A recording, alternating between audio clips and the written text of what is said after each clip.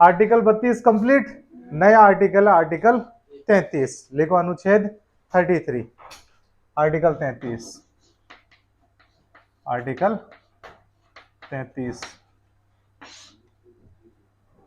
Article 33 पहले लिखते चलो फिर समझते चलेंगे। लिखो, restriction of fundamental rights by the parliament, restriction of fundamental rights by the parliament, संसद द्वारा मूल अधिकारों पर प्रतिबंध, संसद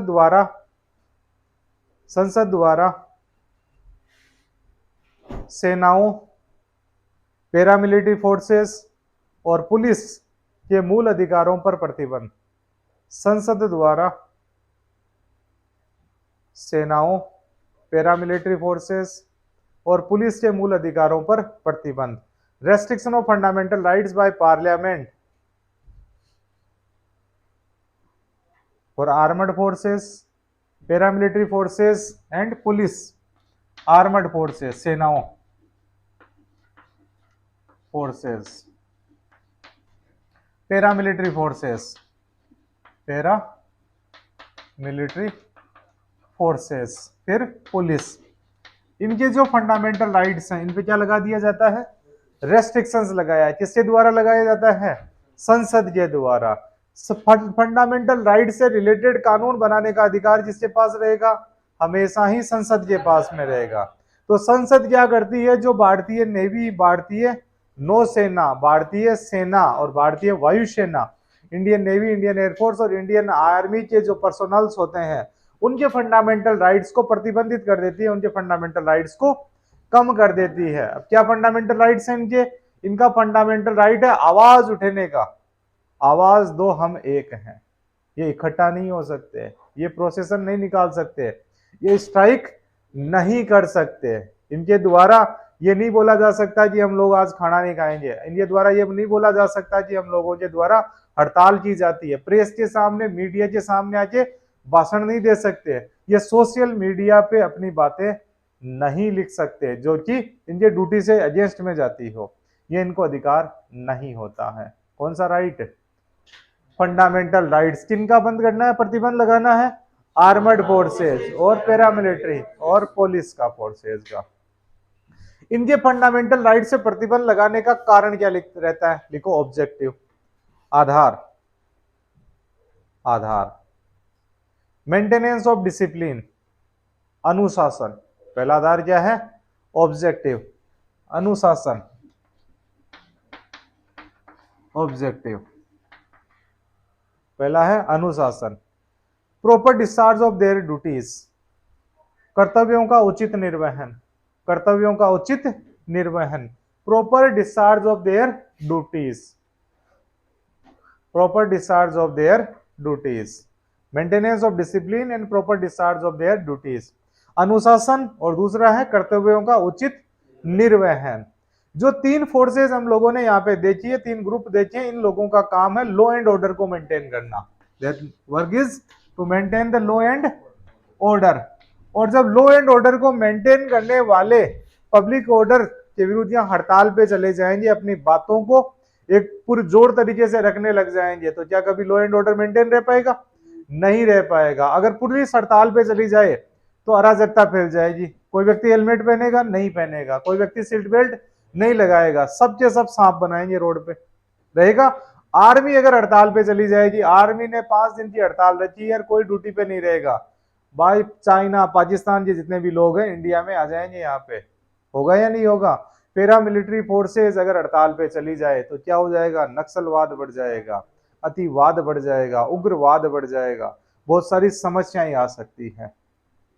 तो इनका क्या होता है, लॉ एंड ऑर्डर से मेंटेन रखने वाली ये संस्थाएं होती हैं, तो इनके थोड़े से फंडामेंटल राइट्स को कम कर दिया जाता है। बेसिकली कौन सी नौकरियां, ये बेल्ट वाली नौकरियां, वर्दी वाली नौकरियां। तो हम लोग अगर वर्दी की नौकरी में जाना चाहते हैं, फोर्सेस में जाना चाहते हैं, तो सरकार के द्वारा या पार्लियामेंट के द्वारा हमारे फंडामेंटल राइट से कुछ प्रतिबंध लगाए जाते हैं।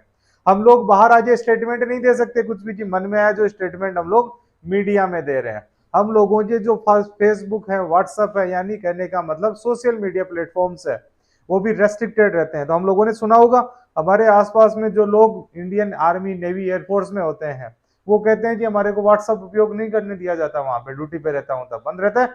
फेसबुक हम लोग अपलोड नहीं कर सकते, छुट्टी पे आते हैं तो फेसबुक बनाते हैं, बाकी हम लोग फेसबुक नहीं बना सकते वहां पे, यानी कि वो स्ट्रैटेजिकली इंपॉर्टेंट चीजों की रिकॉर्डिंग नहीं कर सकते, उनमें अनुशासन बनाए रखने की जरूरत होती है। बाहर वाले लोग होते हैं जो सिविलियंस होते हैं, जैसे हम लोग जो अधिकारी बनेंगे, सिविलियंस पुलिस को छोड़ के जो वर्दी की नौकरियां हैं, बाकी के लोग अपलोड कर सकते हैं वो, ठीक है। वो हड़ताल पे भी जा सकते हैं जी। पटवारी गए पिछले 15 दिनों से हड़ताल पे, ग्राम सेवकों की हड़ताल, मंत्रालय कर्मचारियों की हड़ताल, ठीक है, सुने नाम ये, सचिवालय कर्मचारियों की हड़ताल, लंबे समय तक ये हड़तालों पे जा सकते हैं। इनके फंडामेंटल राइट्स पे रेस्ट्रिक्शंस नहीं होते। इन लोगों के काम क्या है, इनका लॉ एंड ऑर्डर को मेंटेन करना, देश की सुरक्षा को बचाए रखना इनका काम होता है। तो इन लोगों में डिसिप्लिन हर हाल में जरूरी होता है, हर हाल में इनके द्वारा कर्तव्य का निर्वहन किया जाना जरूरी होता है, ठीक है। लिख लिया, अगला लिखो।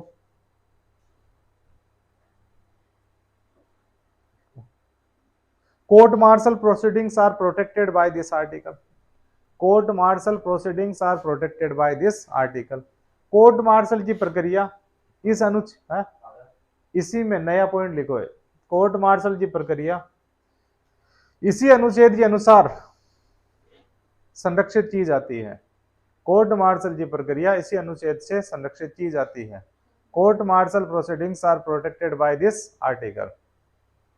सेना के अंदर आपने अगर डिसिप्लिन को खराब किया है, आप पे कोई कार्रवाई की जानी है, लीगल कार्रवाई की जानी है, तो उसके कहा जाता है कोर्ट मार्शल। कोर्ट मार्शल में जो आपके कमांडिंग ऑफिसर होते हैं, एक जूरी बैठती है, वो जूरी आपके जो क्राइम है उस पर सुनवाई करती है, उसके बाद में डिसीजन लेती है। तो कोर्ट मार्शल किया जाता है, उस कोर्ट मार्शल की सुनवाई, कोर्ट मार्शल को प्रोटेक्ट, यानी उस सुनवाई को करने का अधिकार कौन सा आर्टिकल, आर्टिकल 33, यानी वहां पे व्यक्ति को कोर्ट में जाने की जरूरत नहीं है, अगर व्यक्ति ने गड़बड़ कर दी तो उसका कोर्ट मार्शल ही हो जाएगा। पहले अलग अलग मूवी देखिए, जैसे कोर्ट मार्शल की प्रोसीडिंग की सबसे बेहतरीन मूवी है पुकार। अनिल कपूर पे एक आरोप लगता है कि उसने एक आतंकवादी को छुड़ा दिया, जो हमारी स्ट्रेटेजिकली इंपॉर्टेंट इंफॉर्मेशन थी वो आतंकवादियों को दे दी, तो उसका कोर्ट मार्शल किया जाता है, उससे फीतें फाड़ी जाती है, बेल्ट तोड़ा जाता है, यहाँ से पूरी वर्दी फाड़ दी जाती है, फिर जेल के अंदर रखा जाता है।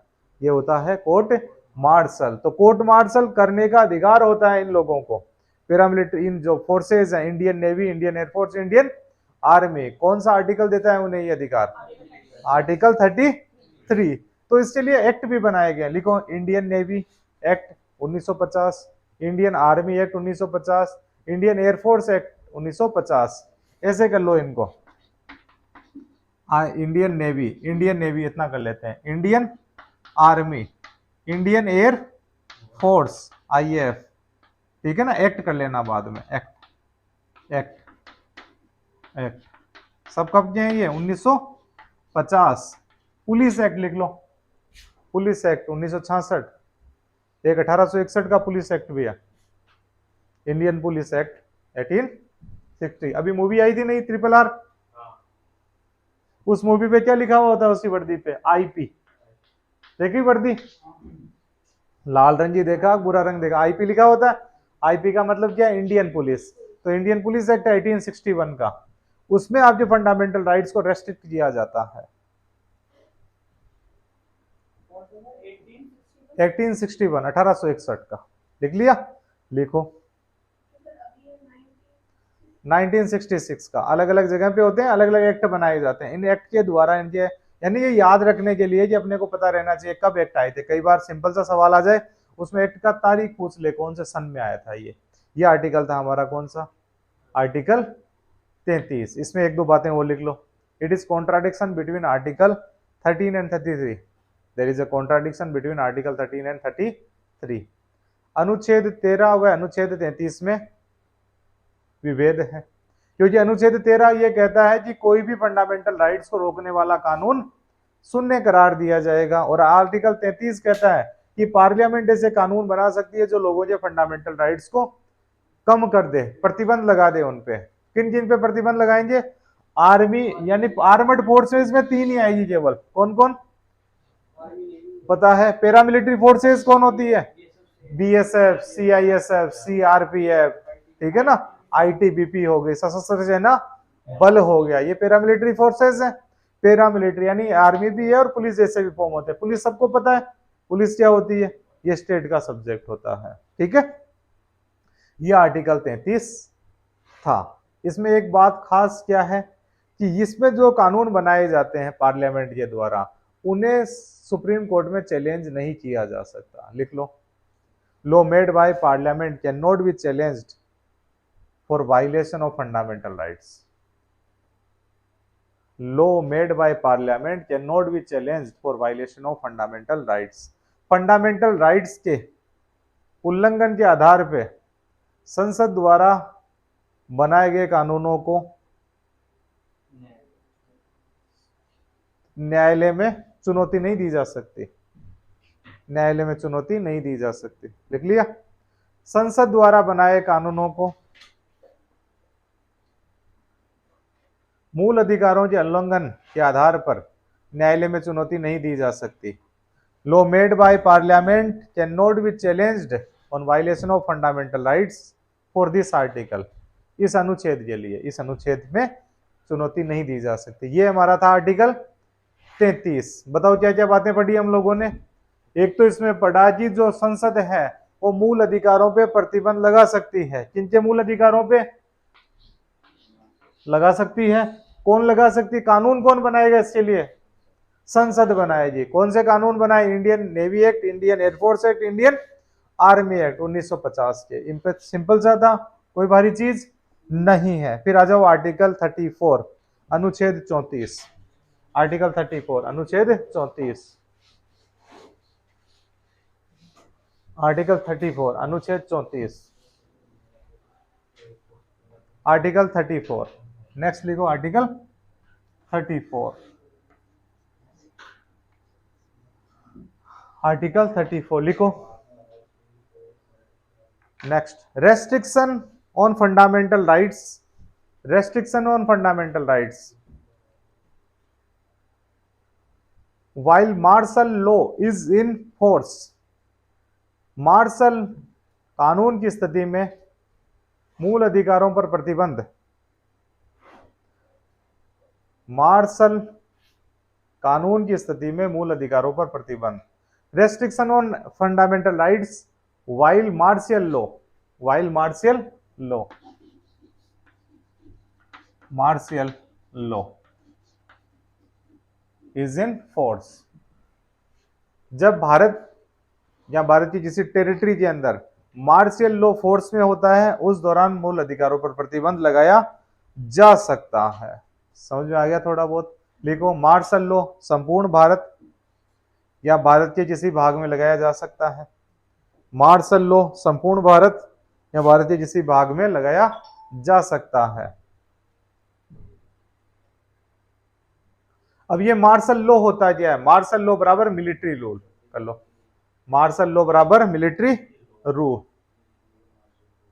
मार्शल लॉ बराबर मिलिट्री रूल। मार्शल लॉ की स्थिति में मूल अधिकारों पर प्रतिबंध लगाया जा सकता है। मार्शल लॉ, मार्शल लॉ के दौरान लोक सेवक को असीमित अधिकार मिल जाते हैं। Public servant get unlimited power during condition of martial law.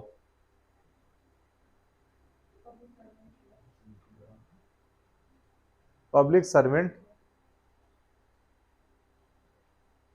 Gate unlimited power during martial law. Martial law की स्थिति में लोक सेवक को असीमित अधिकार मिल जाते हैं। इसको थोड़ा सा समझ लेते हैं।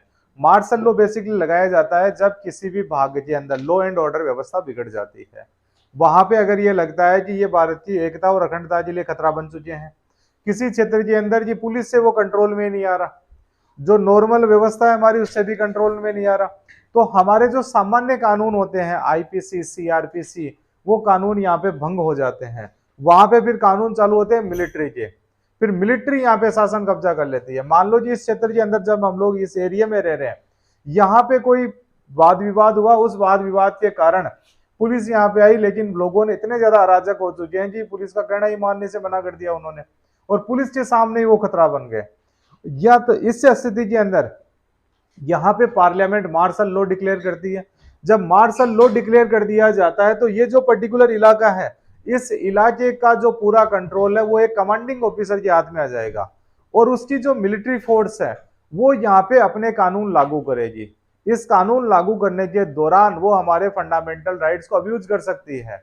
हमारा फंडामेंटल राइट्स की right to speech and expression, कि हम बाहर आएंगे और बात बोलेंगे कि हम लोग नारे लगा रहे हैं, तो वहां पे जो मार्शल लॉ लग रखा है उस दौरान कोई भी मिलिट्री का व्यक्ति आएगा और आपके जूते मार के अंदर भगा देगा, आपको बोलने से रोका जा सकता है।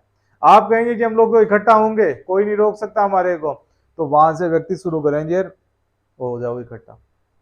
यानी जिस व्यक्ति ने आपके डंडा मारा है, जिस व्यक्ति ने आपके गोली मारी है, उस गोली और डंडा मारने वाले व्यक्ति को पनिश नहीं किया जाएगा, उस व्यक्ति का प्रोटेक्शन किया जाता है आर्टिकल 34 के तहत। मिलिट्री लॉ की कंडीशन के अंदर व्यक्ति शांति से तो इकट्ठा होगा नहीं, वहां पे उसी कंडीशन में इकट्ठा होगा ताकि वो और ज्यादा उपद्रव फैला सके, और ज्यादा वॉयलेंस कर सके, उसे वहां पे अनार्की अराजकता फैलानी होती है, तब आर्मी को कंट्रोल में दे दिया जाता है। और जब आर्मी कंट्रोल करने आती है तो जो सामान्य कानून होते हैं वो सारे के सारे हटा दिए जाते हैं, वो कानून लागू नहीं होते हैं, यहाँ पर सारे कानून बंद कर दिए जाते हैं। जिन कानूनों के तहत हमें पकड़ा जाता है, जैसे कि हमारा आर्टिकल 22 क्या कहता है, जब हमें अरेस्ट किया जाएगा तो हमें बताया जाएगा कि क्यों पकड़ रहे हो, लेकिन मार्शल लॉ जब लगेगा तो आपको बताया नहीं जाएगा क्यों पकड़ रहे हो, डालो इसको पैक। जैसे हमारी मोटरसाइकिल को ट्रैफिक पुलिस वाले पैक करके लेके जाते हैं, वैसे ही मार्शल लॉ में भी बताया नहीं जाता है कि आपको क्यों पकड़ा जा रहा है, आपको कितने दिनों तक डिटेन किया जाएगा बताया नहीं जाएगा, आपके साथ में क्या किया जाएगा बताया नहीं जाएगा। आर्टिकल 21 कहता है कि व्यक्ति की लाइफ और पर्सनल लिबर्टी को एक प्रोसीजर एस्टैब्लिश बाय लॉ के द्वारा छीना जाएगा। लेकिन अगर कहीं पे मार्शल लॉ लग रहा है, वहां की आपकी लाइफ को बिना प्रक्रिया के छीना जा सकता है। केवल प्रक्रिया एक है, ट्रिगर के सामने आप हो और ट्रिगर के सामने आप हो, बस यही कहानी हो जाती है। वहां पे आपको छीना जा सकता है, आपकी पर्सनल लिबर्टी को रोका जा सकता है कि अगले 1 महीने तक कोई भी व्यक्ति घरों से बाहर नहीं निकलेगा, बाहर निकलते देखते ही गोले मारने के आदेश हैं कमांडिंग ऑफिसर साहब के, ठीक है, तो आपकी पर्सनल लिबर्टी को छीना जा सकता है। तो आर्टिकल 19, आर्टिकल 20, आर्टिकल 21, आर्टिकल 22 सबको छीना जा सकता है। लेकिन आपके पास में एक अधिकार रहेगा कि हेबियस कॉर्पस के लिए आप सुप्रीम कोर्ट में जा सकते हो, समझ में है ना, हेबियस कॉर्पस को रोका नहीं जा सकता। लेकिन जो व्यक्ति क्या करेगा कि आपको ऐसा व्यवहार करेगा आपके साथ में, उस व्यक्ति को कानून के द्वारा सजा नहीं दी जाएगी। उस व्यक्ति का प्रोटेक्शन कौन सा आर्टिकल करेगा, आर्टिकल 34, कि जिस भी अधिकारी ने आपकी लाइफ को छीना है, आपकी पर्सनल लिबर्टी को छीना है, आपको बोलने से रोका है, आपको इकट्ठा होने से रोका है, आपके डंडे मारे हैं, आपको गिरफ्तार किया है, उस अधिकारी को पनिश नहीं किया जाएगा। ये आर्टिकल उनका प्रोटेक्शन करता है। समझ में आया कितना लिखा था, कहां तक लिख लिया था, देखो, it suspends the government and ordinary law of courts, it suspends the government and ordinary law of courts, ये सरकार व सामान्य न्यायालयों के कानूनों को भंग कर देता है, ये सरकार व सामान्य न्यायालय के कानूनों को भंग कर देता है। क्षेत्र विशेष में जहां पे भी it suspends the government and ordinary court of law, it suspends the government and ordinary court of law, यह सरकार व सामान्य न्यायालय के कानूनों को भंग कर देता है। यानी जहां पे कोर्ट मार्शल लग जाएगा वहां पे मैं ही राजा, मैं ही मंत्री और मैं ही संतरी, सारे काम मिलिट्री के द्वारा किए जाएंगे। वहां पे कोई सरकार नहीं होगी, वहां पे कोई एमएलए नहीं होगा, कोई मुख्यमंत्री, कोई सीएम नहीं होगा, उस क्षेत्र के अंदर कोई किसी का भी कानून नहीं चलेगा, वहां पे केवल मिलिट्री का कमांडिंग ऑफिसर का आदेश ही शासन माना जाएगा, मेरा वचन ही मेरा शासन है, वैसे हालात बन जाते हैं वहां पे, ठीक है। वहां पे आईपीसी काम नहीं करती, वहां पे सीआरपीसी काम नहीं करती, वहां पे कोई प्रक्रियाएं काम नहीं करती, केवल मिलिट्री काम करती है। लिख लिया, फिर लिखो, there is no specific provision in the constitution, there is no specific provision in the constitution that authorize the executive to declare martial law. There is no specific provision in the constitution that authorize the executive to declare the martial law. संविधान में कोई स्पष्ट प्रावधान नहीं है, संविधान में कोई स्पष्ट प्रावधान नहीं है जो कार्यपालिका को, संविधान में कोई स्पष्ट प्रावधान नहीं है जो कार्यपालिका को मार्शल लॉ लागू करने के लिए, मार्शल लॉ घोषित करने की शक्ति देता है। संविधान में कोई स्पष्ट कानून नहीं है या संविधान में कोई स्पष्ट प्रावधान नहीं है जो कार्यपालिका को मार्शल लॉ घोषित करने की शक्ति देता है। लिख लिया? संविधान में मार्शल लॉ परिभाषित नहीं है। Martial law is nowhere defined, martial law is nowhere defined. कार्यपालिका को इसे लागू करने की शक्ति अनुच्छेद 34 से मिलती है। Executive get this power to declare martial law from article 34. Executive get this power to declare martial law from article 34. कार्यपालिका को मार्शल लॉ डिक्लेयर करने की या घोषित करने की शक्ति अनुच्छेद 34 से मिलती है।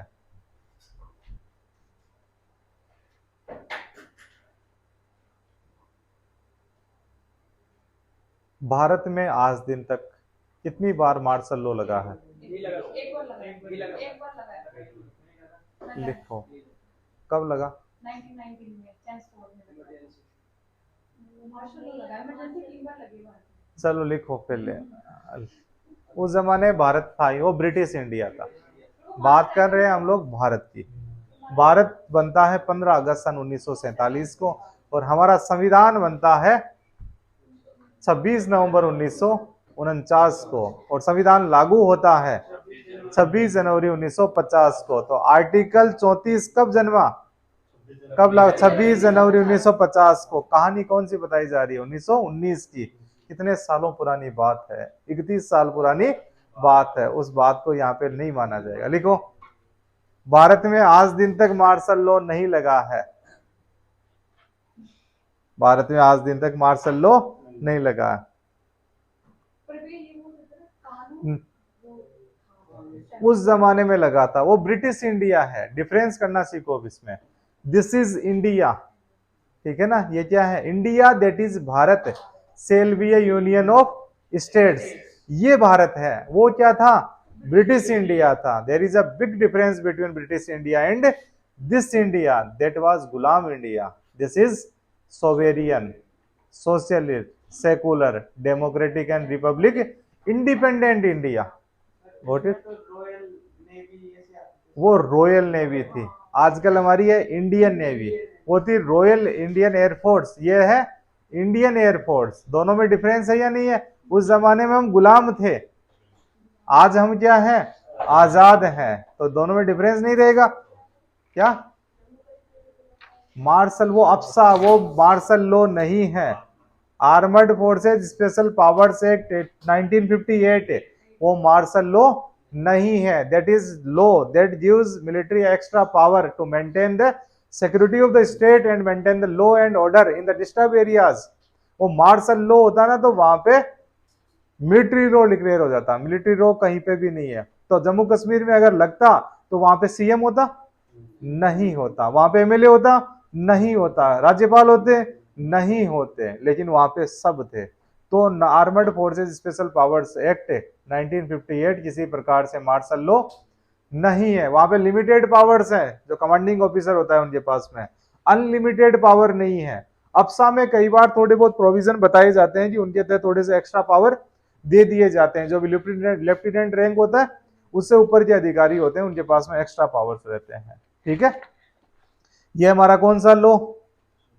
आर्टिकल 34। लिखो, इसी के अंदर लिखते चलो मार्शल लॉ क्या होता है। थोड़ी सी परिभाषा लिख लो इसकी। मार्शल लॉ लिखो, मार्शल कानून, सामान्य कानूनों का निलंबन, suspension of the ordinary laws. सामान्य कानूनों का निलंबन, suspension of the ordinary laws,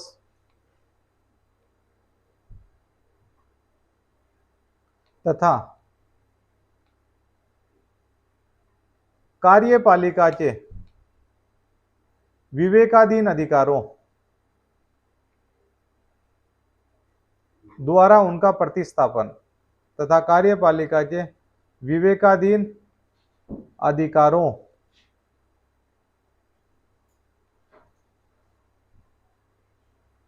के द्वारा उनका प्रतिस्थापन, जिनका उपयोग मिलिट्री द्वारा किया जाता है, जिनका उपयोग मिलिट्री द्वारा किया जाता है, and replacement by the discretionary government by the executive, and replacement by the discretionary लिखो, विवेकाधीन,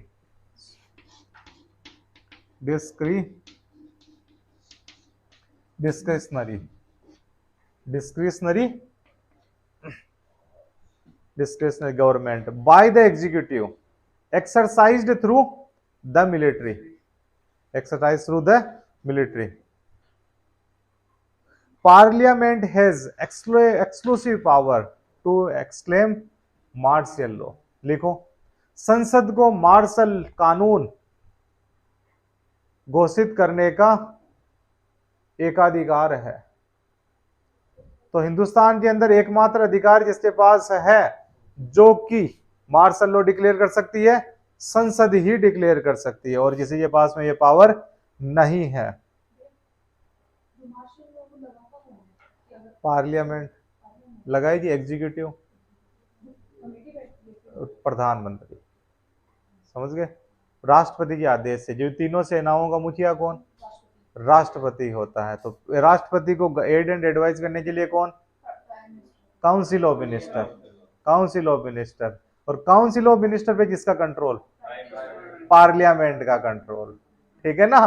तो अल्टीमेटली लगाए जिसने, पार्लियामेंट में, क्योंकि पार्लियामेंट संसद, पार्लियामेंट में जिसका बहुमत होगा उनकी सरकार होगी, जिनकी सरकार होगी उनका कहना कौन मानेगा, राष्ट्रपति, और राष्ट्रपति की कही वही बात कौन मानेगा, सेना मानेगी। यानी अल्टीमेटली पावर है किसके पास में, पार्लियामेंट के पास में, किसके पास है, पार्लियामेंट के पास में। कोई कंफ्यूजन नहीं है, वोटिंग नहीं होती। जैसे एग्जीक्यूटिव लगा देती है, उससे फैसले को बदल नहीं सकते आप, बदलते हो तो वोटिंग करवा लो, वोटिंग करवा लोगे तो जिसकी सरकार है उसके सदस्य तो ज्यादा है, जीतेगा कौन, जिसकी सरकार है, वोट करवाएंगे तो। इसीलिए सरकार की हर बात, हर कानून पास हो जाता है। कारण क्या रहता है, उनके लोग ज्यादा है संसद में, संसद में तो वोटिंग होती है, तो हर कारण पे अगर किसी को विरोध है तो वोटिंग करवा लो, वोटिंग के अंदर वो जीत जाएंगे तो कंटिन्यू रहेगा, हार जाएंगे तो सरकार गिर जाएगी, सरकार गिर जाएगी तो दोबारा चुनाव हो जाएंगे। सिंपल सी कहानी होती है ये। कंफ्यूजन है, नहीं है, वेरी गुड, ऐसे रहा करो, ठीक है ना। लिखो इसमें, सिविल न्यायालयों को मिलिट्री न्यायालयों द्वारा प्रतिस्थापित कर दिया जाता है।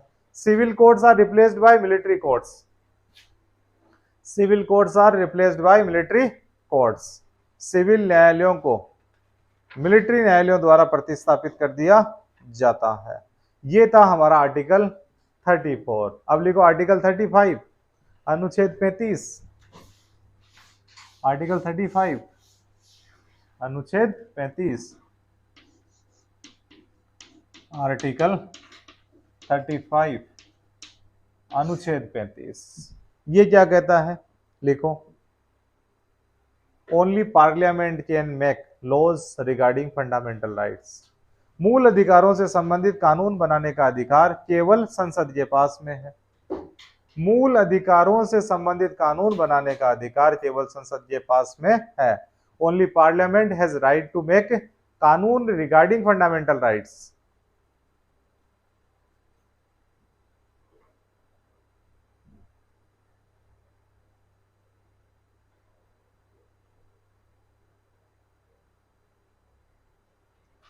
लिख लिया। अब ये क्यों है, क्योंकि पूरे देश में यूनिफॉर्मिटी बनी रहे, to maintain the uniformity throughout the India, ताकि पूरे देश में कानूनों की एक रूपता बनी रहे, क्योंकि पूरे देश में कानूनों की एक रूपता बनी रहे। जब संसद फंडामेंटल राइट से रिलेटेड कानून बनाई तो पूरे देश में एक जैसे कानून बनेंगे। अगर किसी राज्य की लेजिस्लेशन के द्वारा यह कानून बनाया जाता है तो उस राज्य में वो अलग कानून होगा, दूसरे राज्य में अलग कानून होगा, तो हिंदुस्तान में 28 राज्य हैं तो 28 प्रकार के कानून पाए जाएंगे वहां पे, ऐसा हो जाएगा। इसलिए संसद को यह अधिकार दिया गया है ताकि एक रूपता बनी रहे। लिखो संविधान के लागू होने के समय, लिखो संविधान के लागू होने के समय जो कानून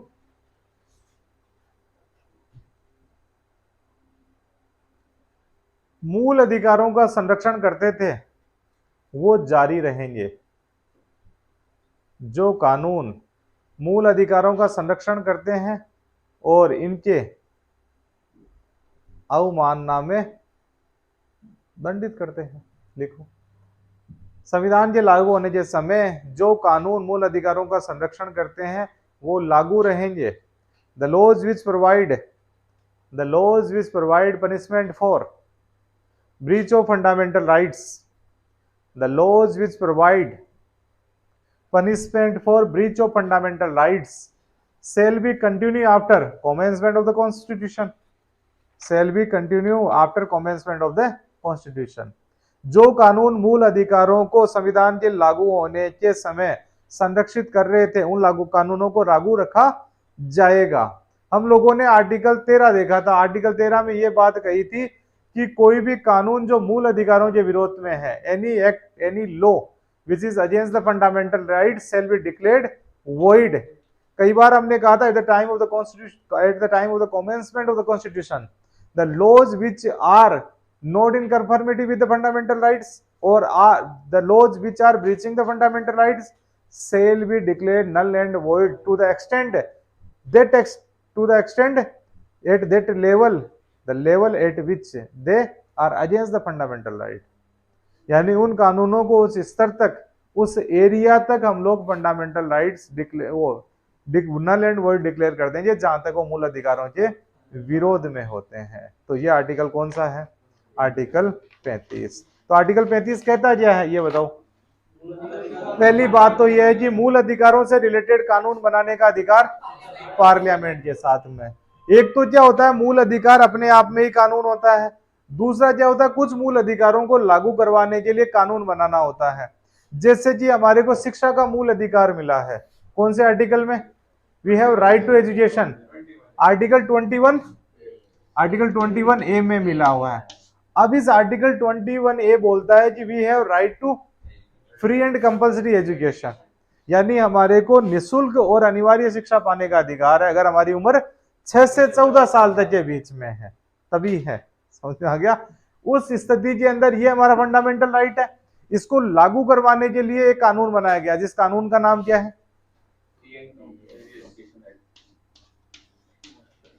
नाम बोलो इसका।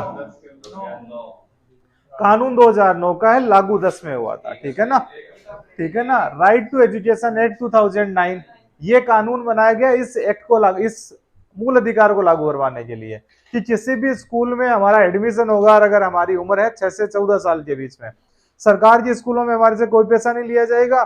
सरकार की स्कूलों के अलावा जो प्राइवेट स्कूल है वहां पे हमारे को 25% रिजर्वेशन रहेगा। वो कानून बनाया गया राइट टू एजुकेशन 2009 में। तो बताओ ये कानून कौन बना सकता है? केवल पार्लियामेंट बना सकते हैं। ऐसे नियम कायदे रिलेटेड राज्यों को अधिकार भी है, कानून पार्लियामेंट बनाएगी। जैसे कानून बनाया गया पिता, prevention of immoral trafficking in human beings, एक बनाया गया सीता, एक बनाया गया चाइल्ड लेबर एक्ट 1986 बनाया था कि नहीं बनाया था, यानी कि बाल मजदूरी विरोध अधिनियम ये एक्ट बनाए गए। जैसे आर्टिकल 23 को लागू करवाना है, आर्टिकल 24 को लागू करवाना है, उसके लिए कानून बनाए गए।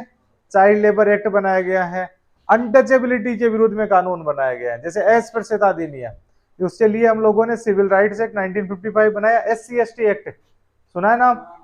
SC/ST एक्ट कब आया था? ये 1989 के अंदर ये आया था। इस एक्ट को कौन बनाएगा? संसद ही बनाएगी। कौन से आर्टिकल को लागू करवाने के लिए? आर्टिकल 17 अनुच्छेद 17 के लिए। चाइल्ड लेबर एक्ट है उसको क्यों बनाया गया? कौन से अनुच्छेद के लिए? आर्टिकल 24 के लिए बनाया गया। सीता पिता को किस लिए बनाया गया था? आर्टिकल 23 के लिए। ठीक है, immoral traffic in human beings नहीं करेंगे। यानी हमारा जैसे अब ये जो एक्ट बनाए गए ये किसके लिए है? Fundamental right. तो बनाएगा कौन ये एक्ट? ये बताओ केवल पार्लियामेंट बनाएगी। इतनी बात समझ में आ गई। पार्लियामेंट को ये अधिकार क्यों दिया? ताकि पूरे देश में एकता बनी रहे। संसद कोई कानून बनाती है तो पूरे देश पे लागू होता है। राजस्थान की विधानसभा अगर कोई लॉ बनाएगी तो वो कहां पे लागू होगा? केवल राजस्थान में। पंजाब की विधानसभा बना देगी तो पंजाब में। तो राजस्थान का अलग कानून, पंजाब का अलग कानून। तो एक ही देश में अलग अलग फंडामेंटल राइट्स होंगे कि एक तो हम लोग जैसे ही राजस्थान में घुसेंगे अपराध नहीं है और हम लोग पंजाब में घुस जाएंगे अपराध है, ऐसा हालात बन जाएंगे। तो फंडामेंटल राइट्स पूरे देश में एक जैसे होने चाहिए, क्योंकि फंडामेंटल राइट किसको मिले हुए हैं? Citizens of India, as a human being को बने हुए हैं, एज ए लीगल पर्सनैलिटीज को मिले हुए हैं। तो ये क्या थे? हमारे फंडामेंटल राइट्स थे। अब इस फंडामेंटल राइट से कुछ एक्सेप्शंस भी हैं, वो आएंगे article 31A, article 31B, article 31C, जिनको हम लोग देखेंगे जब पढ़ेंगे आर्टिकल 39B, आर्टिकल 39C, यानी डीपीएसपी के साथ में इनको पढ़ेंगे। एक हमारा पॉइंट और बच गया, the current status of right to property, यानी जो हमारा संपत्ति का अधिकार है उसकी वर्तमान स्थिति क्या है। तो लिख लो इसको, हटा तो दिया, लिख लो। यह सवाल भी आया था आरएस में, बड़ा सवाल था और अपने को पता रहना चाहिए। लिखो, earlier right to property was a fundamental right. पूर्व में संपत्ति का अधिकार एक मूल अधिकार था। जब हमारा संविधान बना उस जमाने के अंदर हमारे को 7 फंडामेंटल राइट दिए गए थे। बताओ कौन कौन से? 7 फंडामेंटल राइट्स। पहले राइट टू इक्वलिटी, आर्टिकल बताते चलो, आर्टिकल 14 से article 18। Then right to freedom, article 19 से article 22। Then right against exploitation, article 23-24। Then right to religious freedom, article 25 to 28। then cultural and educational right, article 29, article 30। then right to constitutional remedies, article 32। then ये कितने हो गए? 6 हो गए। एक हमारे और फंडामेंटल राइट में लगा था आर्टिकल 31 में, राइट टू प्रॉपर्टी। संपत्ति का अधिकार भी हमारा फंडामेंटल राइट था कि हमारी संपत्ति को कोई नहीं छीन सकता। हमारी संपत्ति क्या? हमारा प्लॉट, मेट्रो बन रही है हमारे प्लॉट पे नहीं बना सकते क्योंकि नहीं बनने दूंगा मैं। रेलवे लाइन जा रही है, नहीं बनने दूंगा। रोड जा रही है, नहीं जाने दूंगा। बैंकों का राष्ट्रीयकरण नहीं किया जा सकता, हमारी प्रॉपर्टी कैसे राष्ट्रीयकरण कर सकते हो? सरकार हमारी जमीन को नहीं ले सकती थी, लेकिन राइट टू प्रॉपर्टी को फिर क्या कर दिया गया? फंडामेंटल राइट से हटा दिया गया। अब पुलिया बनता है, आप बना कर सकते हो कि नहीं बनने दूंगा मैं? नहीं कर सकते। आपको पैसा दे देते हैं जी, ये लो भैया ये पैसा रखो और यहाँ पे पुलिया बनेगा। याद करना जी, यहाँ पे हमारा प्लॉट हुआ करता था, आजकल यहाँ पे मेट्रो का पुलिया जाता है। ऐसा हुआ या नहीं हुआ कि इस रोड पे पहले हमारा खेत भी हुआ करता था। जब रोड बनती है तो अपनी जो बाढ़ होती है उसको लंबी लंबी दूरी तक फोड़ दिया जाता है। फोड़ देती है सरकार, क्योंकि जमीन किसकी है? सरकार की जमीन है, हम तो उस पर बैठे हैं, ठीक है ना। सरकार की, राज्य की जमीन होती है तो राज्य का उसका उपयोग लिया जा सकता है, ठीक है जी। हम लोगों को उसका कंपनसेशन दे दिया जाता है जब जमीनें एक्वायर की जाती है। ये क्यों कर ली जाती है? क्योंकि हमारा फंडामेंटल राइट नहीं रहा। पूर्व के अंदर संपत्ति का अधिकार मूल अधिकार था, लिखा। वर्तमान में यह संवैधानिक व वैधानिक अधिकार है। Currently it is legal and constitutional right. वर्तमान में यह संवैधानिक व विधिक अधिकार है। Currently it is legal and constitutional right. It is legal and constitutional right. लिखो, earlier it was in article 19(1)(f। लिखो, earlier it was in article 19(1)(f। लिखो, पूर्व में यह अनुच्छेद 19 क्लोज 1 का सब क्लोज F में था। Earlier it was in article 19(1)(f and article 31। इन अनुच्छेद के अंदर क्या था? ये फंडामेंटल राइट, ये है FR, फंडामेंटल राइट्स है। आजकल ये कौन से, तो पुराने जमाने में कौन से भाग में था ये? इट वाज इन पार्ट 3 में था, ये लिखते चलो, पार्ट 3 में था। आजकल कौन से भाग में आ गया? आर्टिकल तो है इसका 300A। Very good, 300A। और भाग है पार्ट 12। वेरी गुड, पार्ट 12 के अंदर है ये, पार्ट 12 में। आया थोड़ा बहुत समझ में? क्या है? हमारी संपत्ति को छीन सकती है सरकार?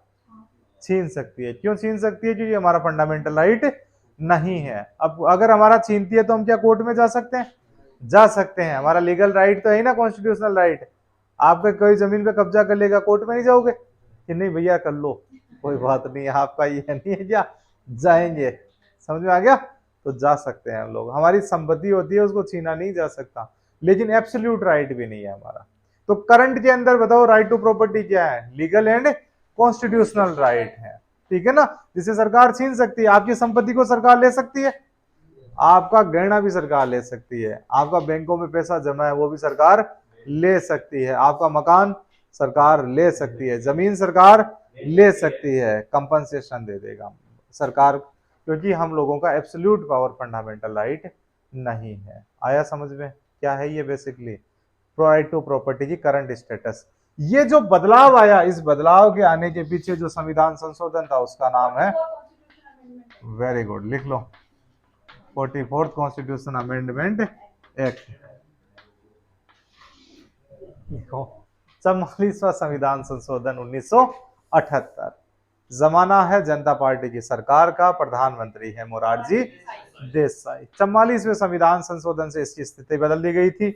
अब जो हमारा आर्टिकल 31 है, इट वाज रिपील्ड, ये हटा दिया गया है, ये आर्टिकल भी हटा दिए गए हैं दोनों। यानी अब हमारा संपत्ति का अधिकार हमारा वैधिक अधिकार बन चुका है। एक बात जो पीछे छूट गई वो लिख लो कि मार्शल लॉ को हम लोगों ने ब्रिटेन से लिया है। Martial law is taken from Britain, UK. Martial law is taken from UK. तो ये हुए हमारे आर्टिकल 33, आर्टिकल 34, आर्टिकल 35 और जो संपत्ति का अधिकार है उसकी वर्तमान स्थिति। बाकी का जो आर्टिकल्स रहेंगे, कल से नई चीज स्टार्ट करेंगे, वो क्या रहेगी? Directive principles of state policy. ये तो जो फंडामेंटल राइट है ये व्यक्तियों के अधिकार हैं कि हम लोगों के कुछ अधिकार हैं। अब अधिकार के साथ में एक शब्द जुड़ा होता है, उसे कहा जाता है duty. Where there is right there is duty.